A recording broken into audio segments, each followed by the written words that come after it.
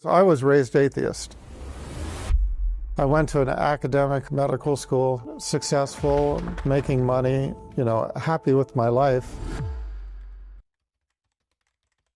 My world was one of science and certainty. As Dr. Adrian Vance, a cardiothoracic surgeon, I saw the human body as a machine, every beat, every impulse explained by biology. Faith to me was the absence of evidence. Raised by academic parents, I dismissed God as a story for the weak.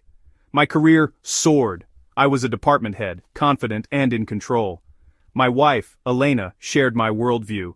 We built a logical, beautiful life, certain we were the masters of our destiny. Yet beneath the surface, there was an emptiness, a sense that something essential was missing. I could explain how life worked, but not why it mattered. I was content in my world of facts, unaware that everything I believed was about to be tested in a way I could never have imagined.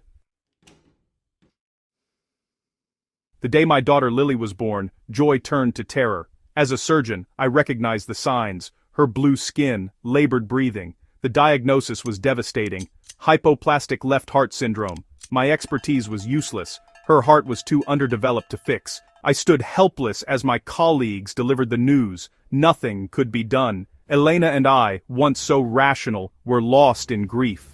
I spent sleepless nights by Lily's side, searching for answers in medical texts, desperate for a solution. But there was none. The reality was crushing. I was no longer a healer, just a father watching his child slip away, powerless and alone. One night, desperate and defeated, I wandered into the hospital's prayer room, a place I'd always ignored. I didn't know how to pray, or even who to pray to, but in that moment, stripped of control, I fell to my knees. Tears streamed down my face as I whispered into the silence, "God, if you're there, save my daughter. Show me a miracle, and I'll spend my life searching for you." It was a raw, honest plea, my first act of faith, born from utter despair. I left the room with no expectations but a strange sense of calm, as if I'd finally surrendered the burden I could no longer carry alone. The next morning, something changed. Lily's vitals improved, her oxygen levels rose, her heart stabilized. Doctors were baffled. Scans showed her heart developing against all odds. They called it a medical anomaly, but I knew it was more. This was the miracle I'd begged for. Lily's recovery was swift and complete. My colleagues marveled at the case, but I saw a promise fulfilled, a sign that shattered my atheism. I couldn't return to my old life. I had made a vow in that prayer room, and now, with my daughter healthy, I was compelled to seek the truth behind the miracle that saved her. My search for truth began with the same rigor I brought to medicine. I studied Christianity, Judaism, Buddhism, and Hinduism. Each offered wisdom, but none matched the personal God I'd encountered in my darkest hour. Then a colleague left a Quran on my desk. Skeptical, I began to read. The Quran spoke directly to me, urging reflection and reason.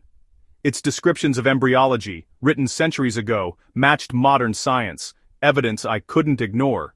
The uncompromising monotheism resonated with my experience. This was the God I had called out to. The pieces finally fit. I knew I had found the path I'd promised to follow. Embracing Islam brought peace, but also loss. Elena couldn't accept my transformation. Our marriage ended, and I lost custody of my children. At work, colleagues distanced themselves, my reputation faded, and friends disappeared. My atheist parents disowned me, seeing my faith as betrayal. In months, I lost everything: family, career, respect. Alone, stripped of all I'd built, I faced a new test. Yet, in this emptiness, my faith grew stronger. The trials that broke me also anchored me, forging a connection to God that nothing could shake. In loss, I found a richness I'd never known. Islam gave meaning to my suffering. Trials were tests, not punishments. Prayer became my refuge, lifting the weight of loneliness.